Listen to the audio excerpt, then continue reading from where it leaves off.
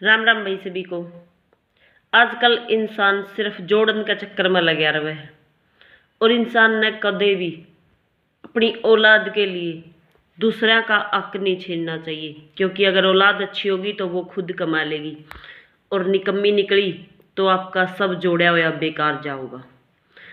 तो इंसान ने अपने 3 जन्मा का सबने पता हुआ है, क्योंकि जो आज हाँ आपा वो अपना जो पीछे भूतकाल था जिसे अपन ने कर्म करे उसका फल हमने आज मिल रहा है।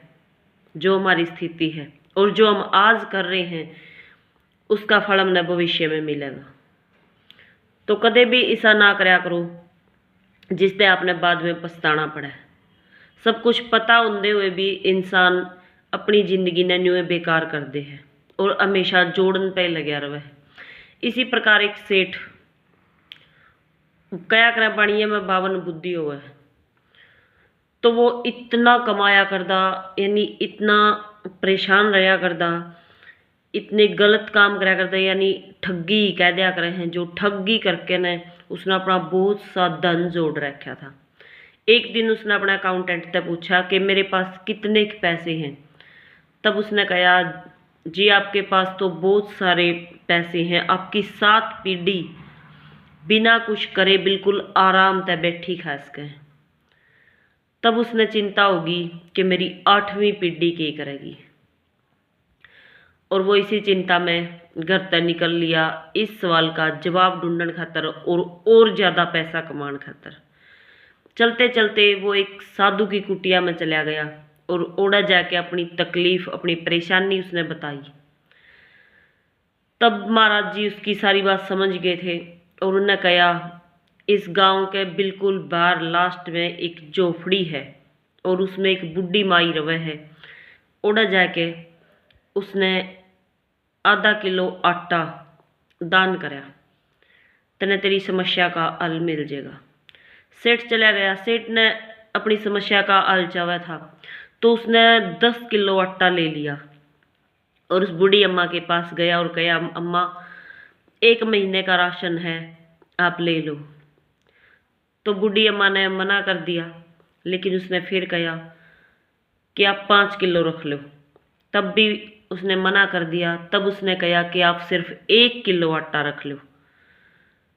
तब भी माता ने मना कर दिया। तो सेठ ने कहा, माता आप सिर्फ आधा किलो आटा रख लो और मना मत करो प्लीज़, आप इसने रख लो, मेरे लिए पुण्य का काम होगा। तब उस बूढ़ी अम्मा ने कहा कि बेटा आज तो मैंने खाना खा लिया है, क्योंकि बहुत लेट हो चुका है, रात होने वाली है, और कल की मैंने कोई चिंता नहीं। जो इंसान धरती पाया है, जिसकी सांसें जब तक चलनी है और जिस दाने पे उसका नाम लिखा है वो उसके पास जरूर आवेगा। तो मैंने कल की कोई चिंता नहीं, आज मेरा पेट भर गया वो मेरे लिए काफ़ी है। जिसके पास बहुत ज़्यादा है वो भी सुबह भूखा उठा है, और जिसके पास कुछ भी नहीं है, जो गरीब है, वो भी सुबह भूखे उठे हैं। तो भाई घमंड किस बात का। और उस सेठ का ये बात समझ में आ गई थी कि जो कुछ है आज में है। एक बुढ़ी अम्मा जिसके पास कुछ भी नहीं है, उसने आधा किलो आटा भी नहीं लिया, और मैं मूर्ख जिसके पास 7 पीढ़ियों तक का जोड़ के रख रखा है और मैंने 8वीं पीढ़ी की चिंता हो रही है। तो सेठ गया और महात्मा जी के पैरा में लेट गया और कहा, महाराज जी मेरे से बहुत बड़ी गलती होगी, मैंने मेरे सवाल का जवाब मिल गया और मैं दोबारा तो ऐसा काम कभी नहीं करूँगा।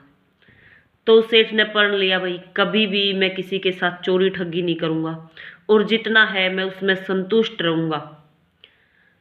अगर औलाद अच्छी होगी तो वो अपने आप अपना पेट भी भर लेगी और अपने परिवार का भी, और अगर निकम्मे औलाद होगी तो भाई जो भी आपने जोड़ रखा है वो आपका सब वेस्ट होगा, यानी जो आपके पास है उससे वो और ज़्यादा बिगड़ेंगे। तो ज़रूरी है अपने परिवार के लिए बचा कर रखो, लेकिन इतना भी नहीं कि खुद की ज़रूरतें पूरी ना करो, खुद की सुख सुविधा भूल जाओ। अच्छे से रहो, अपनी जो ज़रूरी चीज़ें हैं वो जुटाओ, अपनी ज़िंदगी मज़े में जियो, लेकिन थोड़ा बहुत अपनी औलाद खातर बचा के रखो, लेकिन इतना नहीं कि अपनी ज़िंदगी जीना भूल जाओ और बच्चा खातर जोड़न में लगे रहो और फिर वो बच्चे आपकी जमा पूंजी ने बर्बाद कर दें। इसका कोई फ़ायदा नहीं। तो दूसरा का हक अपनी औलाद खातर कदे ना छीना करो। और अपनी राय कमेंट बॉक्स में ज़रूर बताना। जय हिंद, जय हरियाणा।